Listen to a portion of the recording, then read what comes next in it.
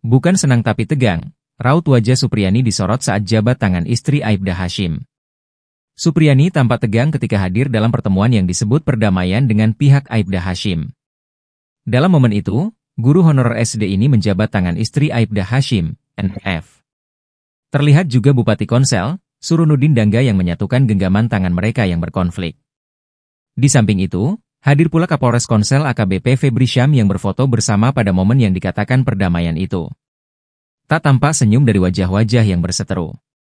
Senyum justru terlihat dari muka Bupati Konawe Selatan dan Kapolres Konawe Selatan.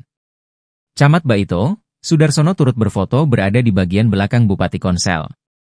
Ketua Lembaga Bantuan Hukum Himpunan Advokat Muda Indonesia, Andri Darmawan, menepis kabar adanya perdamaian dalam proses hukum yang sudah bergulir. Sebab, perkara guru menganiaya murid yang melibatkan Supriyani ini sudah masuk dalam ranah persidangan. Selain itu, Andri juga menyebut Samsudin selaku Ketua Lebih HAMI Konawe Selatan tak berkoordinasi saat melakukan perdamaian. Makanya saya memberikan ketegasan pemberhentian sebagai Ketua Lebih HAMI Konsel, ujarnya. Menurut Andri, tim kuasa hukum berfokus melakukan pembuktian dalam kasus yang menyandung Supriyani. Intinya bahwa kita tidak sedang berdamai dalam perkara ini, karena kita fokus dalam pembuktian perkara.